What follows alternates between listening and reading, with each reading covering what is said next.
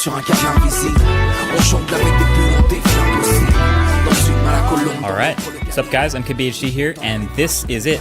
This is our first look, an actual hands-on with the new Samsung Galaxy Fold. So ever since it was unveiled a couple weeks ago, I've been just sort of fascinated by this phone. Like, Samsung never let anyone touch it. They never showed it to anyone. They only had very specific demo footage for a while. It kind of felt like a myth.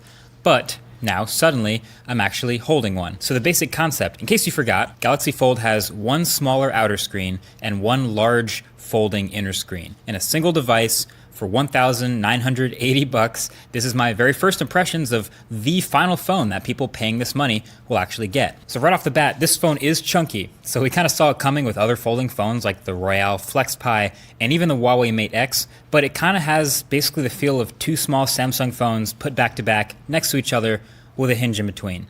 And it doesn't go all the way completely flat against each other when it's closed like a sandwich. Instead, they create this little angle, like a small triangle. And then the phone's shape, like this folded up, is just really tall and narrow. So it's got this like candy bar sort of feel, and it's pretty heavy as well.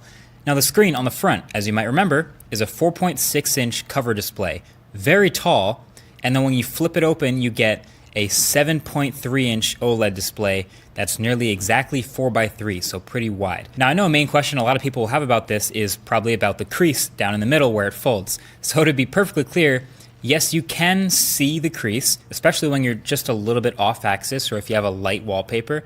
And yes, you can even feel it when you run your finger over it. So it's not this perfectly, precisely flat, uninterrupted glass feel, but honestly, it gets pretty close. Like when you're looking at it straight on, you can easily forget about it. And it's, again, much better than that Royale Flex Pi I saw at CES, although I guess that wasn't a very high bar to clear. And also, I gotta say, the actual closing and unfolding movement of opening and closing it is extremely satisfying. I wish I brought my mic to this hands-on so you could actually hear the thunk sound that it makes when it closes. But there's some strong magnets in either half of the phone that open and close and connect it. It's so strong you could actually like pick up paper clips with the phone. But that opening and closing, that thunk it makes, I kind of love that. And the hinge, it just sort of snaps open to a full 180-degree flat position, and everywhere in between those two positions is pretty fluid to whatever angle you want, but it definitely feels like its springs are trying to pull itself closed. But yeah, opening and closing the phone is definitely a two-handed operation. I tried it with one hand, and of course I really didn't want to drop it, and I couldn't do it, so it's definitely going to be a two-handed process. I'm sure that's what we mostly expected. And actually that process can get kind of tricky sometimes with the interesting button layout. So there's a power button on the side of the phone where you'd probably expect it.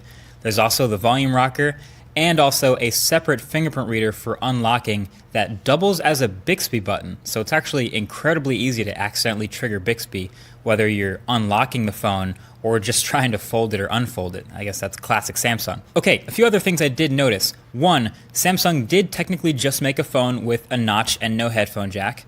Kind of sad, I guess, but it actually does come with their new Galaxy Buds, their wireless headphones, so that's cool.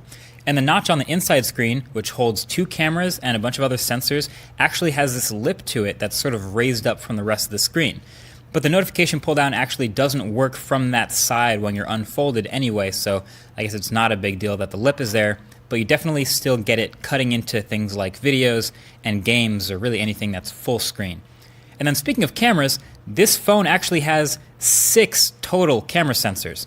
So there's the 10 megapixel selfie camera on the front when it's closed. Then you open it up and you get that notch, which has an identical 10 megapixel selfie camera with an additional depth sensor like the Galaxy S10 Plus.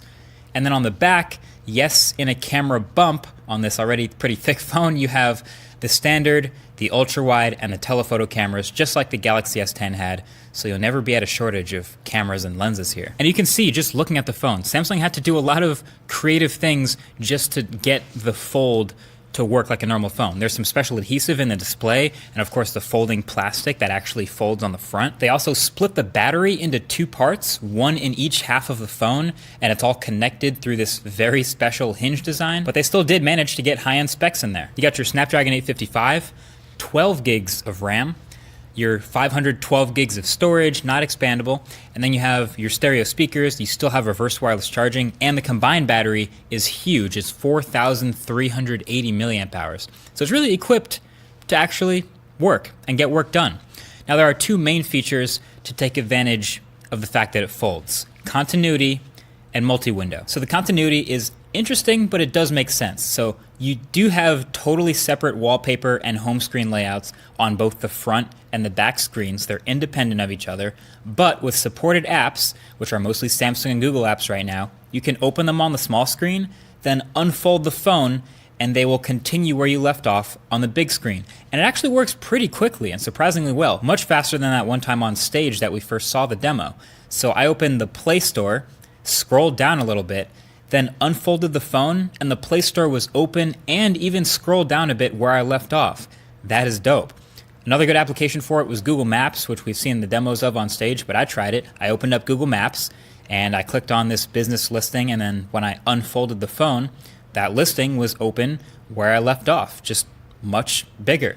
So I got to play with this more. I think it also works with YouTube videos and some other apps. I'm going to test that a lot. That should be really interesting. But that other feature I mentioned is multi-window. And I guess as you'd expect, with a huge screen on the inside and 12 gigs of RAM and everything, you can easily have multiple apps open at once. You just have to swipe in from the right side and all the supporting apps will show up, and you can have two apps side by side. And you can adjust the size of the window, the border between them and everything. And that's about as far as I would typically go, but you can keep opening and keep bringing in apps and adding floating windows and even more, up to a total of 8 apps open at once. And you can have most of them in these sort of floating multi-windows. Now, I don't know what kind of person's doing that much multitasking on a little 7-inch screen. That person probably needs a full-size tablet anyway, but it's cool that they'll let you go crazy and won't limit you up till 8 apps. So overall, I'm coming away from that initial hands-on pretty impressed. Like, it's always scary when a company announces something, but then doesn't let you touch it, and they don't want you to like ever use it until it's about to come out.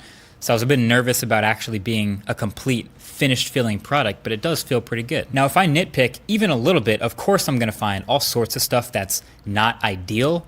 You know, the outside screen being the main one, it's so small and has so much bezel. And hearing 4.6 inches doesn't sound that small, but I found it actually even difficult to type on with the keyboard open on the small screen. And then there's the notch stuff being a little bit weird, and the slightly incomplete, not quite fold is kind of weird. The price is super high. You know, there's all that stuff. But you know what? At the end of the day, even if you never use the screen on the front, you still get a big screen that folds in half and fits in your pocket. That's the part that feels like the future. And the big screen is, of course, a better camera viewfinder, a better web browser, a better video watching experience. And all of that is super cool. It's a step in the right direction. And this is definitely gonna be one of those phones people actually wanna get in the stores and play with and open, close, and see for themselves if they're into it.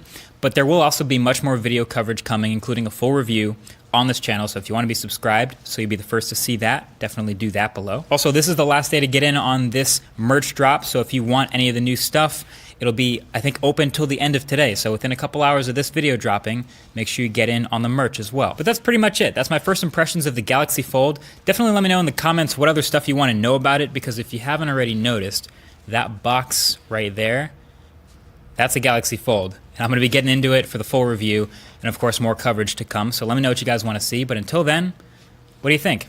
Would you get a Galaxy Fold for your full-time phone? Thanks for watching.